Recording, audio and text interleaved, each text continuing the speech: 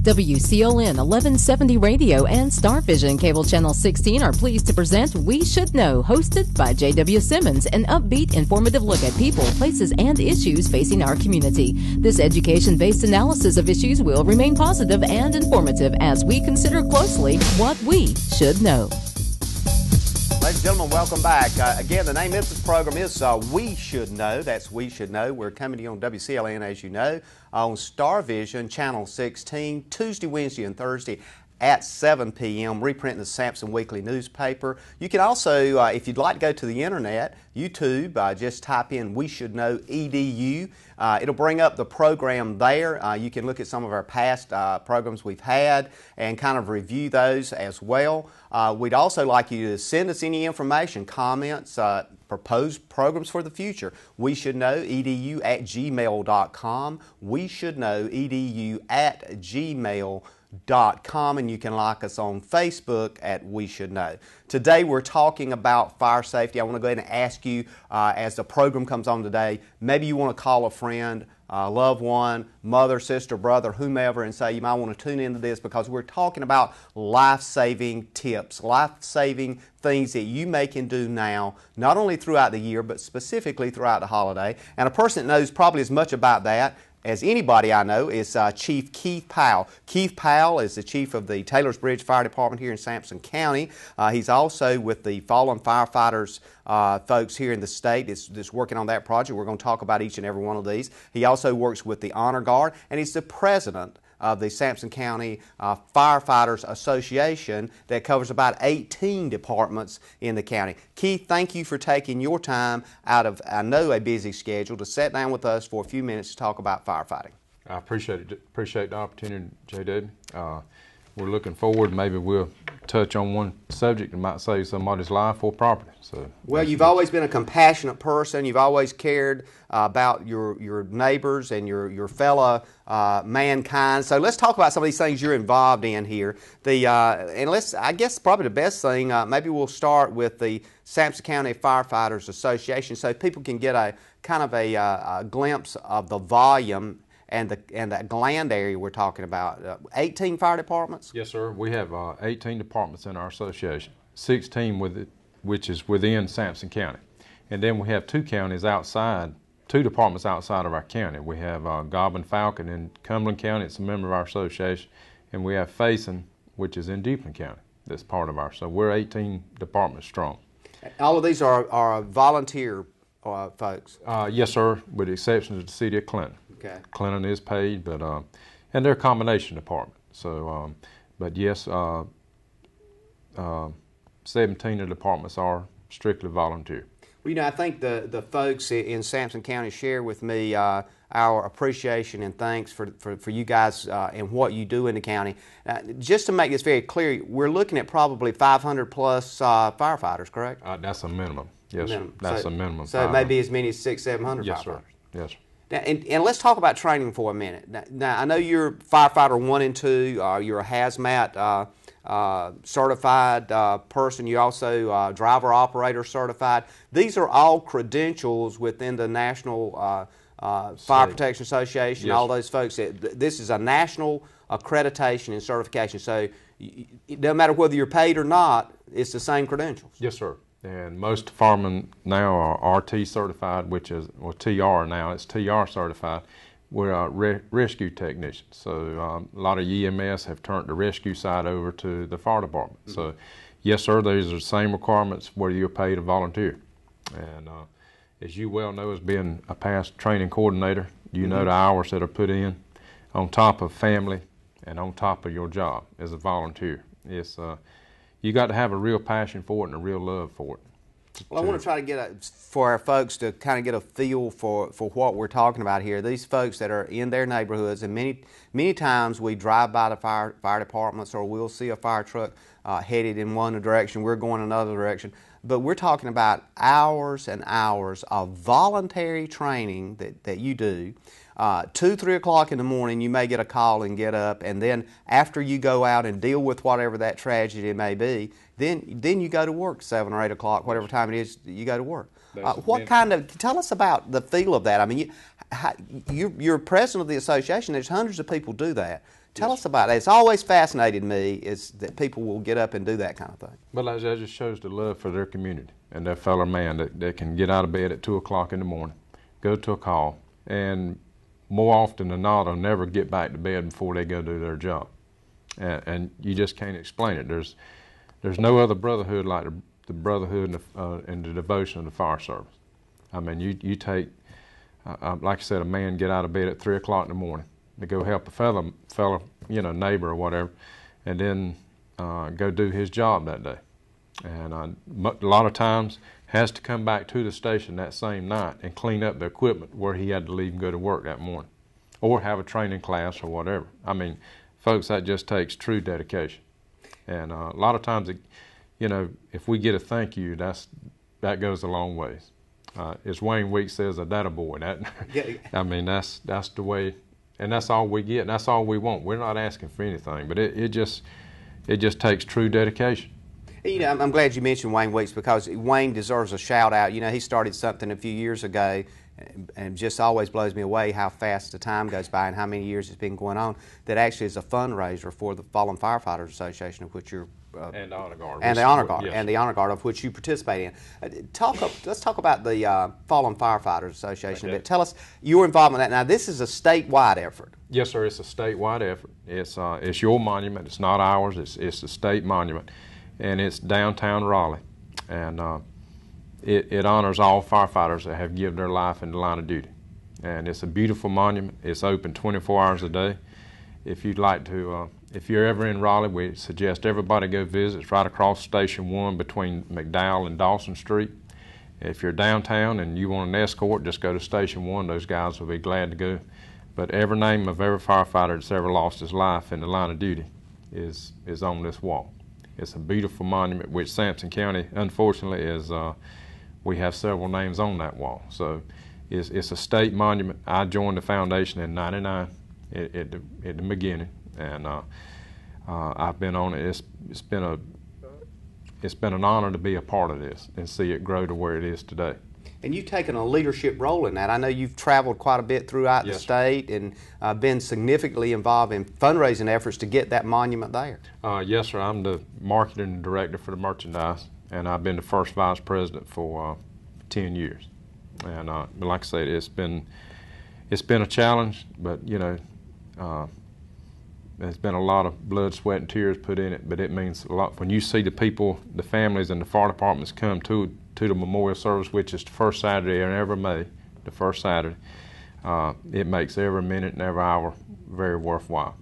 Well, I think, we can all look back and probably just our own areas reflect back on some folks that we knew that for whatever reason going to a call or involved in a fire, but their heart and soul was in that aspect of saving somebody's life, saving somebody's property here. If they want to get involved, if some of the folks listening, some of our listeners and viewers want to get involved and support that, should they just call you if they want to support the Fallen Firefighters? Or they can go to our website. It's ncfff.org.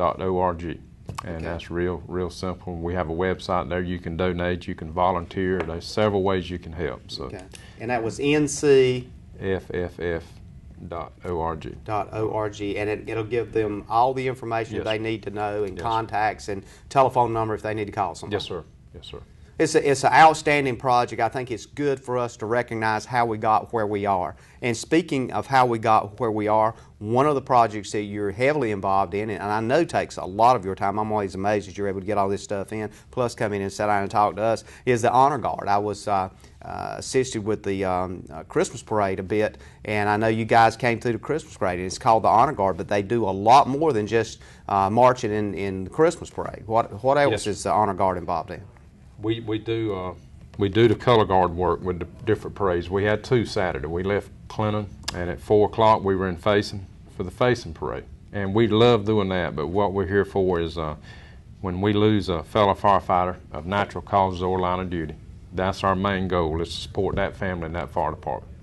And we assist in funerals and in whatever manner we can help.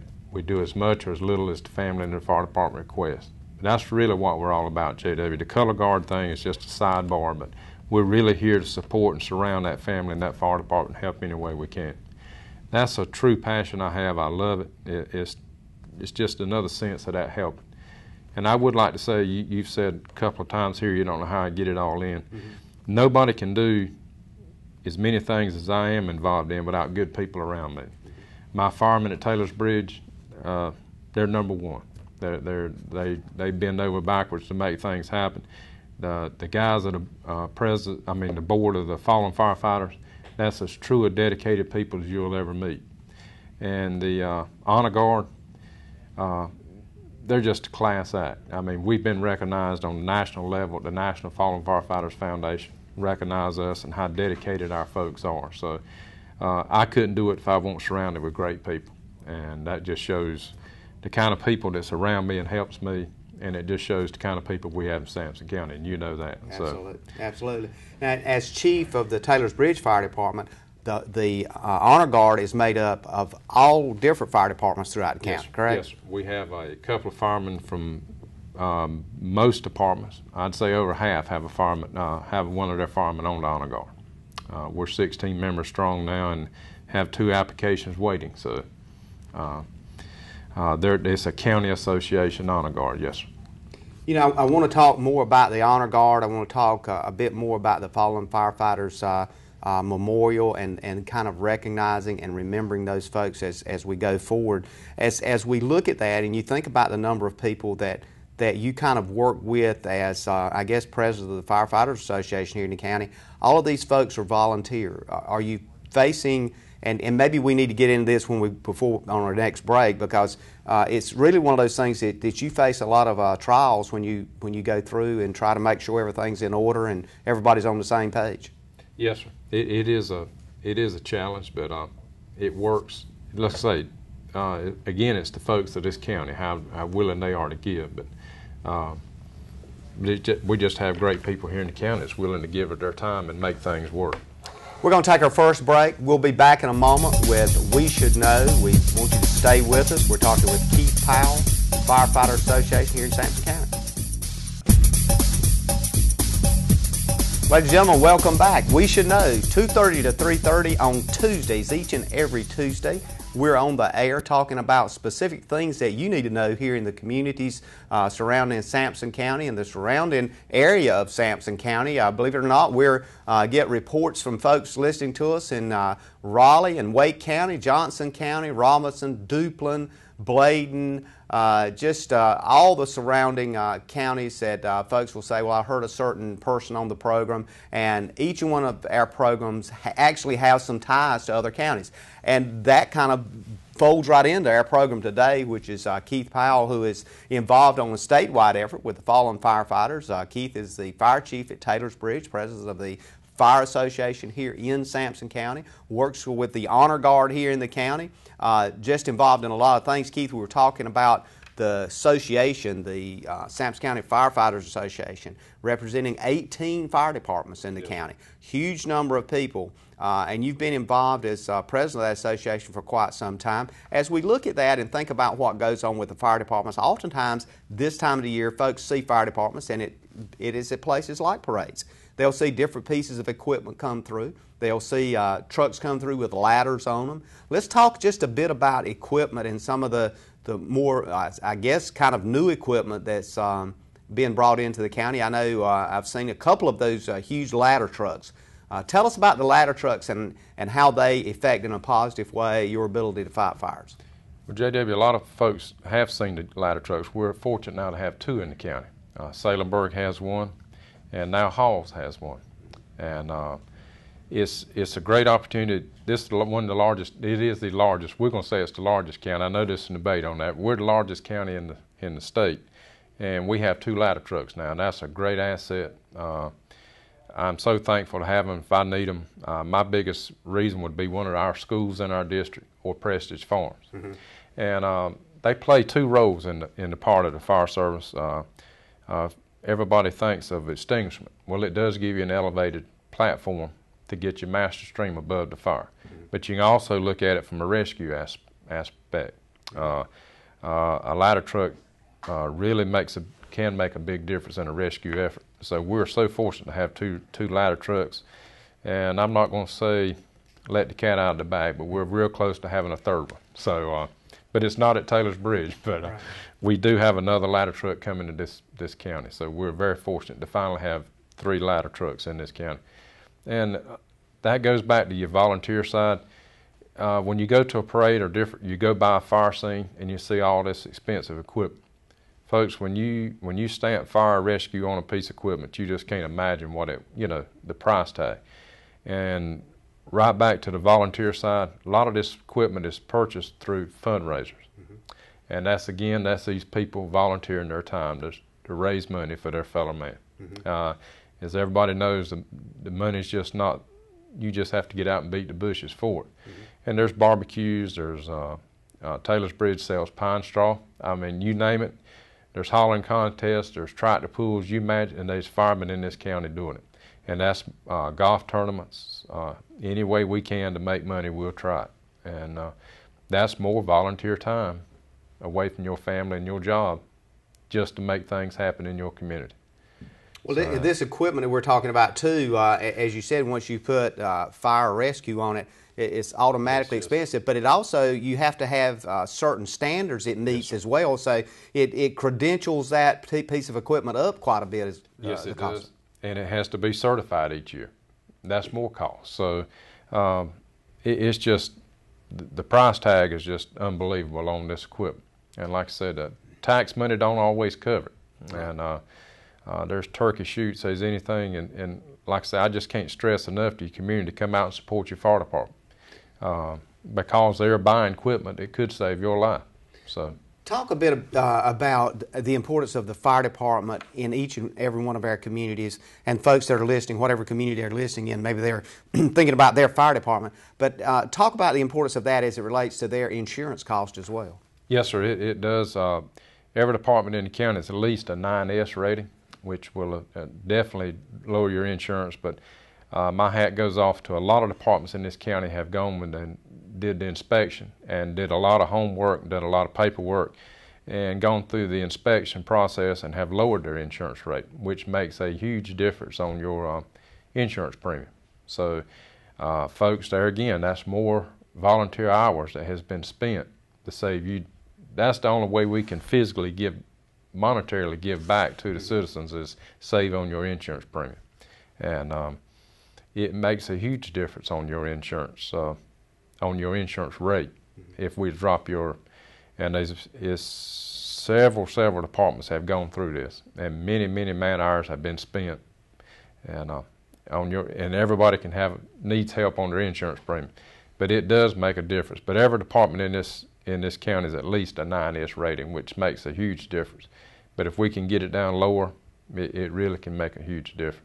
Well, Keith, when we think about equipment, we think about the fire departments, you mentioned a while ago that now you guys are doing quite a bit of rescue kinds of stuff. And I know historically, and when I say historically now, I can really say historically because you've been in the business now for 27 plus years, but even further back than that, when we said rescue, the thing that came to folks' mind was medical related rescue. That is that, somebody comes out on a vehicle and they transport and that kind of thing. But now that word rescue is tied to the fire departments more so than the emergency medical response, because they have complete kind of different protocols. So you've got certain equipment now that you didn't have in the past dealing with rescue. What are some of the kinds of things you've had to outfit yourself with for rescue that maybe historically you didn't? Okay, when we started Taylor's Bridge, we were strictly on the suppression side. We did no rescue work, and as you well know, a lot of your volunteer squads, EMS squads, did the rescue work.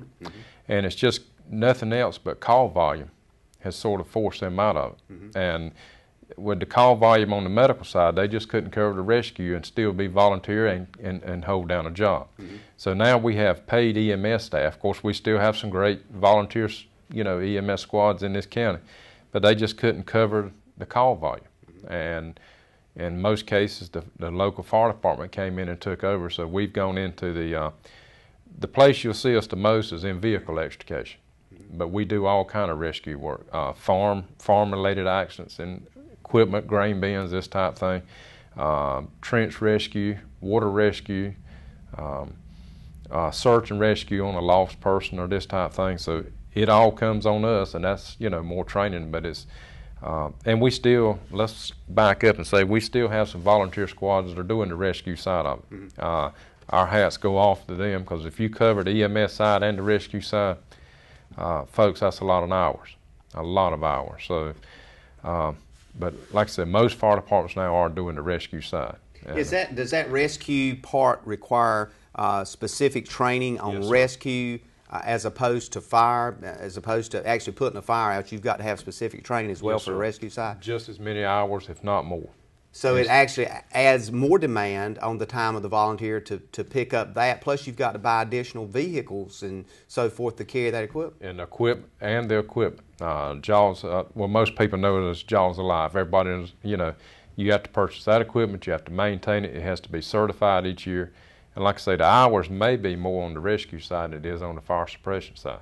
Well, if you look at calls and volume of calls, would you think it's increased it 10% more, 20%, 50% more just to deal with the rescue side?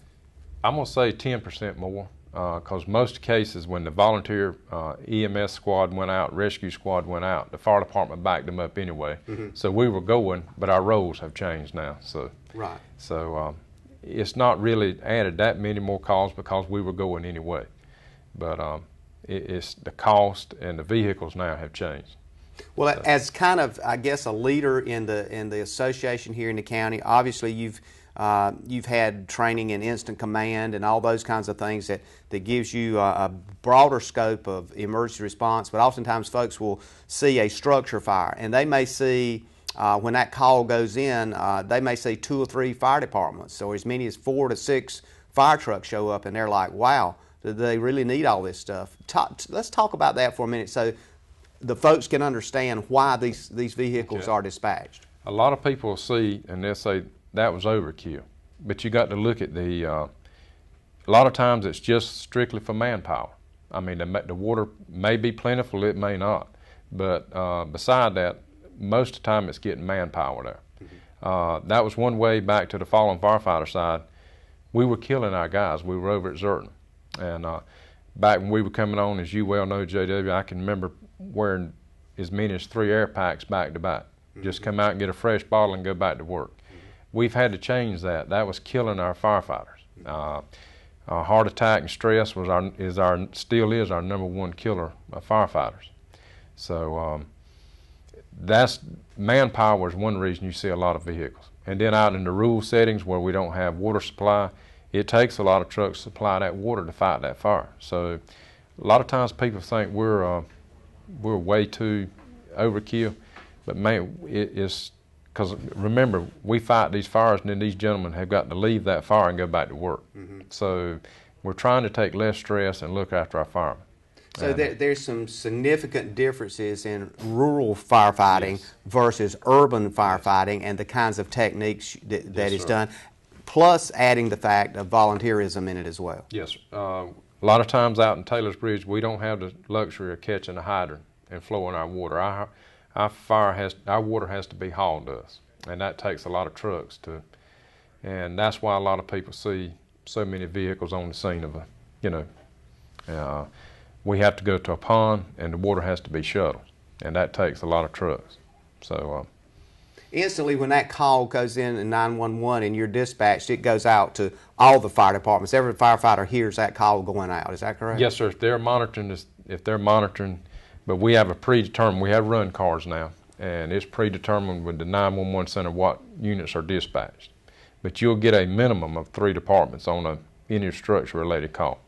A minimum of 3. A minimum of 3. And now, does that probably mean 3 trucks, or? No, sir. It can mean as many as 6, and a lot of people add one of these ladder trucks to it. So we're going to continue this discussion, and we'll be back in a moment with We Should Know. We're talking about fires and firefighting with Keith Powell. Ladies and gentlemen, welcome back. We're talking with Keith Powell, firefighter here in Sampson County. We're talking about fire issues, giving you a basic understanding of our volunteer fire department here in the county, the support that you have in your community by dedicated personnel that is willing to come out and fight for you and save your life in rescue situations, car wrecks, whatever. Keith, you've 27 plus years of experience, very well trained firefighter 1 and 2. You've had hazmat specialty operations training, just a huge number of hours of training that you have gone through, which represents all firefighters, I think, in Sampson County. Both, for example, if you're paid with the City of Clinton, you're required the same kind of training that a paid person is, as you pointed out. And we've talked a bit about some of those things. I want to get into some of the issues. Seems as though the holiday season, we think about a lot of these things, and some of those things that come to mind, particularly around Christmas. And we hear this sometimes with little bulletins on TV, but I want to get it down to a kind of a ground zero thing here for us. A lot of folks go out and they buy Christmas trees, and they're doing it now. They'll be hearing this program, possibly maybe looking at a tree, or they may have just put up a tree. As they look at Christmas trees, what is the impact of a live Christmas tree on fire and fire safety issues? It can be a huge impact, JW. The first thing you need to do when you're looking at a Christmas tree, especially we're getting pretty close into the season and well into the season. Some of these trees may have been cut a fair amount of time. When you go to a lot looking at a tree at this stage in the game, have the dealer to pull the tree off the rack or off the stand and hit it on the ground and notice how many needles fall off. Or take your hand and pull down a limb and see how many needles you get. That's the key point at this stage in the game, is see how fresh that tree is. Because remember, if you've got needles falling off on the lot, when you get it home and put it in your home where your heat's going, it's going to dry out that much faster. So be sure you start with as fresh a tree as possible. So just looking at the needles and shaking the tree will kind of give you some idea, because now when these trees come in, they are like, I guess, just kind of on pallets or what have you, and they're unloaded. They're not in water then, are they? No, sir, they're not. And North Carolina is one of the largest Christmas tree growers in the nation, and we have wonderful trees, but you're not really sure how long this tree's been cut. Like I say, if you can just have the dealer to shake it, or you shake it, and just watch on the ground how many needles fall off, or you can actually just take a limb and pull on the needles and see. And if it's dropping a lot of needles, you don't want to carry that home and expose it to your electric heat, gas heat, which is going to just really accelerate the way it dries out. So start with as fresh a tree as you can possible. The second part is when you get it home, most people put it in a 5-gallon bucket of water and really let it take up as much water as you can before you carry it into the house. And because most stands don't hold that great amount of water, but if you can put it in a bucket and let it take up as much water as it can, and cut off maybe a 1/2-inch disc off the trunk of the tree, and a lot of times it'll seal off and it can't take up water. If you can cut you a 1/4 or 1/2-inch disc off the bottom of your tree and expose fresh trunk, and then submerge it in and let it take up more water that way, and let it get a good drink. Like I said, it hadn't had any water since it was cut. And get it hydrated as possible. Put it in your stand, and I would leave it a minimum of 24 hours in that bucket of water with that fresh trunk, and then put it in your house. And you really need to keep a check on your stand once you get it in the house, because when you expose it to your heat source, it's going to really use up some water. And a dry Christmas tree can really cause a lot of problems. And one thing about a tree, don't put it as close, keep it away as far as possible from a heat source, from the fireplace, vents. I have gone to homes where the Christmas tree's sitting right above a heat vent. Believe it or not, just some common sense, folks. But try to keep it as far away from your heat source as possible. How about electrical outlets? Is it a concern to have a tree too close to an electrical outlet? Is that a problematic issue, or is it not as big a concern? No, sir. Not so much an electrical outlet, because if you put it, in conjunction to an electrical outlet, you're less apt to use so many drop cords if you're close to a socket. But you got to look at it, folks. If your Christmas tree is dry and it catches a fire, it's usually around a couch. It's usually close to drapery. It's usually close to a chair. So if you have a problem with a tree, it's not going to take long for that room's going to be involved. So, there's videos out there you can actually watch from the National Fire Administration to show you how quick a Christmas tree will go up. And it's amazing. Sometimes it's just in a matter of seconds. Oh, it's just, gosh, we've actually taken some at Taylor's Bridge just to demonstrate and show how quick a Christmas tree goes, and it'll burn right down to the trunk, JW. There's nothing left. And you think about that being next to your couch or your drapery or a chair or your carpet, how quick that's going from nothing but a Christmas tree. So the message here is in the purchasing to start Yes, with. What do you do? And you make sure that you try to find a tree that has attached needles. They're not falling off, right. which indicates it's probably a fresher tree. The second step is once you get that tree home, is cutting off a portion of that root or that trunk of that yes. tree. So you immerse it in that 5 gallons of water and let it sit for 24 hours maybe? Minimum. Minimum of 24 watch, hours.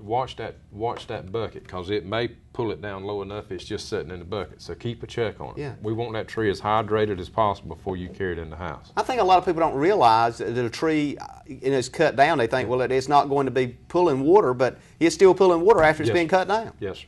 But it's important to cut that fresh disc, and expose those, because that sometimes can seal off. And nothing more. If you cut that fresh disc and get fresh trunk down to that water, that'll make a big difference. And you just don't nail a couple of boards to the bottom of the tree, stick it in the house, and it doesn't have that trunk in the water in the house. Right. You want to make sure it's immersed in water inside your house. And keep it checked. Folks, you'll be surprised how much water that tree will use inside of the house. Because, like I said, when you put that heat source to it, it's really going to pull some water.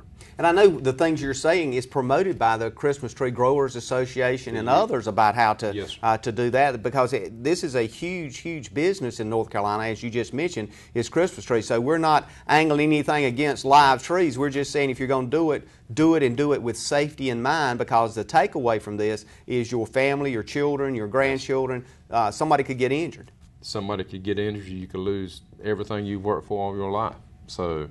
But it's just yes, sir. We're promoting Christmas trees 100% because a lot of fire departments use that for fundraisers. So, but just do it. Anything, fire safety is all common sense. Can a person call the fire department or call one of the volunteers and say, hey, I've got this tree and I'm fixing to put it up, and I don't want to create any additional work for you guys, but if it's a senior citizen or something, maybe they need some help, can they call them and say, am I doing the right thing here? Yes, sir. We'd a whole lot rather go answer a question now and go see you when it's too late. If you have any questions, call your local fire department, and we'd rather go give you some assistance then than have to help you, when it's too late. So yes, sir. Feel free to call your fire department. And if you have any questions on fire safety, always call your emergency management office. That number is 592-8996. We have a great emergency management staff. They'll be glad to help you in any way to answer any questions. They have tips on fire safety, pamphlets on fire safety. So we have a good group of guys down at our emergency manager's office. They'll be glad to help you. But it's more important to help you now than when it's too late. Keith, one of the things I think about too, as folks move into this county, you and I have lived here for quite a few years, and we kind of take some of these things for granted, because if I need to get up with a firefighter, I can just about tell you in my area, and most anywhere in the county, I can pick up my phone and call them because I know them by name, or a family member has got somebody that's a firefighter. But folks moving in may not understand the way we operate here, and we literally operate on this kind of community basis of sharing and caring. So what you're saying is don't hesitate to call. No, the fire departments around here, and unlike your larger municipalities, the fire department is a lot of times the center point of a community. Mm-hmm. And like I said, if you don't personally, a neighbor or a distant family member is on that fire department. That's the way the volunteer fire service works. And but a lot of times the fire department is the center part of the small community. So, well, let's go back to the tree quickly and talk about the lights and the stuff you put on the tree. All of those are electrical. Is there a need to look at that UL certification? Yes, should all of the attachments have an underwriter's laboratory certification on them? They should, and always check them year for year for fraying. And lights are very inexpensive versus what you have to lose. Mm-hmm. But a lot of people use them year after year, and they start going out and they start shaking and twisting. Guys, when you start having problems, discard them and go get more. They're not that expensive. And another big issue, JW, is people overload circuits. They'll just keep adding and adding and adding. Mm-hmm. So And necessarily moving from one outlet to the other is not the answer, because they could be on the same circuit breaker. Right. You really need to do some research a few days before it's time to put up your decorations. And but that's the biggest issue we see is dry trees, frayed Christmas lights, and overloaded drop cords. And a lot of people will take a drop cord and put it under a rug, right where your traffic is across your living room floor or den floor. And that's not good to cover up a drop cord with a rug, because you got all your traffic right across that rug. It's just little common sense things. But I've heard of people, you know, well, my lights was giving problems. I finally got them going. If you're having problems with a light, discard it.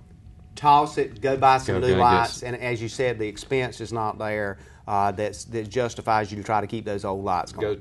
Go a few days after Christmas, stock up for next year. Very cheap. Yeah. And for what you have to lose. Well, number one, you could lose your life or life of your family member. And you could lose everything that you've gathered through your life because of a strand of Christmas tree lights. Is it really worth it, you know?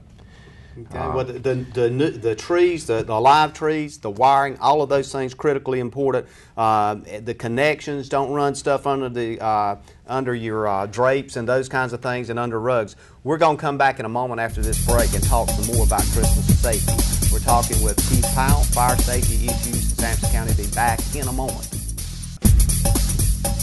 Welcome back to our last segment, We Should Know, on the air with Keith Powell, the president of the Sampson County Firefighters Association, chief of the Taylors Bridge Fire Department, also works with the fallen firefighters here in Sampson County, and the Honor Guard. Keith, over 27 years of experience, had a lot of experience with fires, fire issues, especially around the holiday season. And we've talked about live trees. We've talked about connections and electrical stuff. We've talked about the importance of starting to buy that tree, what to do, and some of the takeaways with that. So a lot of issues now with outdoor cooking, and for some reason there's a huge popular thing going on now with what is known as fire pits. You can actually obviously buy these things. Folks are familiar with it, and people like to kind of go outside and sit around and a live fire and just a social environment, I guess. Let's talk about, start out with the fire pits and talk about some of the things we need to be concerned with fire pits and burning near your house or outside of your house. Let's step back. Okay.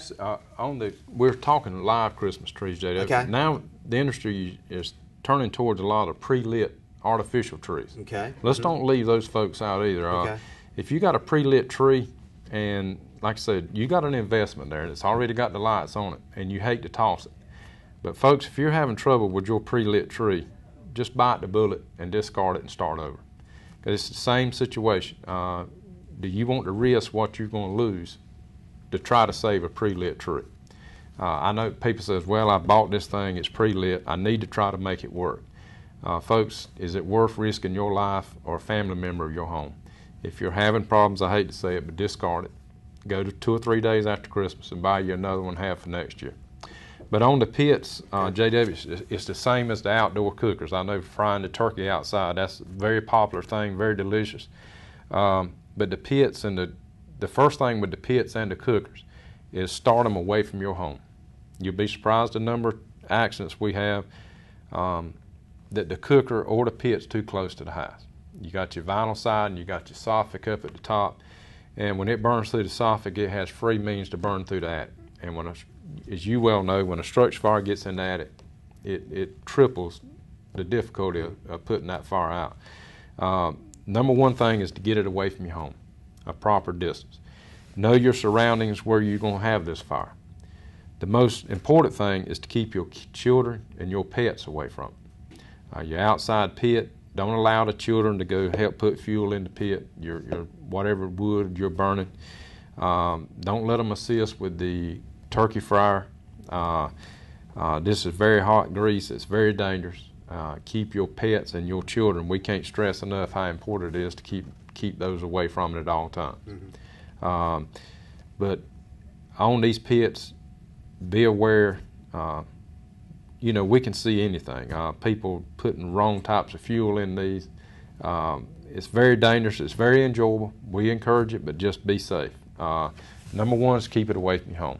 Is there a distance that preferred, or just based on the environment as far as the environment? and the weather conditions. I mean, if you've got a huge, I mean, if it's windy, folks, just don't do it. I know you want to, but just be careful. And it all goes back to common sense. Fire safety is 90% of it's common sense. You know, Christmas a lot of times is a social time of the year too, and folks have holiday parties, and they have folks come over, and these fire pits are going on, and so forth. So there's kinds of things that people need to concern themselves with having a social function at your house as well. That's right, exactly. Just like you say, keep everybody at a safe distance. They're very beautiful, very, you know, they can be the focal point of your outside party, but it's just keep it to the basics. Like I say, keeping people as safe, especially the children. Don't lose track of the children, because no telling what if you a child could put anything in that pit, and it could, you know, it could cause them problems the rest of their life. And the turkey cookers is the same way. They want to help, but on your turkey cooker, try not to get inventive. Read your instructions. Yeah, some of them come with videos now. Say, well, don't think I've got this. I don't need to watch this. I don't need to read this. Folks, that was put in there for a reason. There's a lot of people hurt every year with pits and cookers, and if you'd just paid attention and not took any shortcuts. And you guys see a lot of accidents in kitchens too this time of the year, where a lot of folks are there, family in, 10 or 15 people in and out, and pots on the stove, and all of a sudden somebody spills a pot of grease. Spills a pot of grease. The main thing, back to the cookers and the pits, main thing is never leave them unattended. That's just like you're saying. A lot of times the party is outside, but it's time to move inside, weather related or whatever. Don't leave those items unattended. That's your number one. One of the number one reasons with your outside cooker is they'll get it started. Well, this looks okay. I'm going to go inside and start working on this. When they come back out, it's too late. And we live in a rural area, so if you are out in the county, it doesn't take but a small spark to have like a major woods fire. Major woods fire. So, but yeah, the inside cooking too, folks, is don't get tied up with gas. Don't get tied up on the phone. If you start cooking, you know, a lot of homes now, you got 2 ovens going, you got the stove top going. You need to stay attentive to what, you know. It's hard to entertain guests. You got to stay focused on what you're doing. Like I said, you got a pot of grease going, and that can, I mean, it can happen just that quick. And you can get hurt personally. You can lose a lot of items. So. Well, children sometimes running around excitement of Christmas year and those kinds of things. And exactly right. So. Well, you know, one of the things that folks enjoy doing around the holidays and throughout the year, but particularly holidays, is candles. And it's scented candles. We give scented candles for presents. I was shopping a while back with my wife, and all of a sudden there's these candles, and they're beautiful. And you know, she's always smelling the candles. You like this smell, like that smell. What are kind of concerns about candles? I don't know. Sometimes people don't think about you know, a candle that looks nice and smells good. You don't think about it being a hazard. Is that a real hazard? Yes, sir, they can be, especially your open, your candles now, you send it in the jar, is not quite as bad, but number one is keep it away from flammable material. Put it on the table, keep it away from curtains, keep it away from, you know, anything flammable. But a lot of times people will try to use their straight, regular, you know, a regular candle. And folks, that is dangerous. That's a fireman's nightmare. Number one is never leave it unattended. If you do use it, please don't leave a room and leave it burning, because it could burn, fall off, and you know, break in two, and then it falls on your tablecloth or whatever. Your scented candles, like I said, they're submerged down in a jar. That's not quite as bad. Never go to bed with them burning. Never leave to go to town with them burning. I don't care what kind of life, you know, what kind of candle it is, because anything could happen. Something can fall and knock it over, and you not even realize it. So real candles, you got to be very, very careful. And we can't urge that enough, JW, with a real, but never go to bed with a live candle burning. A real candle, never leave your home with a real candle burning. Fire detectors, always important, always a concern. Yes. This time of the year, what do we need to know about fire detectors? Do we need to add additional fire detectors? If we're talking about some of these issues, is there specific locations we need to make sure we got a smoke detector? And there's different kinds of detectors too, isn't there? Different kind. A smoke detector is you can go to any local hardware store, very inexpensive. The cheapest insurance you can buy for your home and your family. You at least need one on each level of your home. We prefer one over each bedroom door. You need one in your garage. A lot of times you can be sitting at home, your detached garage, your car could be burning. Well, I mean, attached garage. It can come into your house and you not even realize it's burning. You can be watching TV into a movie, your car on fire in your garage. In your basement, if you have a basement, you need one there. So the main thing, JW, is the number of lives that are lost with homes without a smoke detector or a non-working. What good is a smoke detector if it don't work? Exactly. The battery's dead, it's no good. And cleaning it. And we urge the elderly, if you don't have a family member that can check your smoke detector, call your local fire department and we will get some help out to you. We don't need you climbing up in a chair and trying to clean and change your battery. You call your fireman. We'd a whole lot rather go help you with your smoke detector and go to your house when it's too late. Very inexpensive. What's a 9-volt battery cost twice a year? And if you need that battery change, and another thing is to keep it clean. Keep it free of spider webs, dust, whatever. And an inoperable smoke detector is just as bad as not having one. But so if they've got a problem or concern with smoke detectors, or even if they don't have one, call us. We'll carry you one. Okay, yeah, exactly. Get the local fire department. They would rather take you a smoke detector than they had to answer a call or somebody injured. But we don't need to. From this areas, we don't need them to go get concerned and try to climb in a chair and get hurt. We'll go do it for you. Like I said, we'll take you one. Very inexpensive, cheapest insurance you'll ever buy.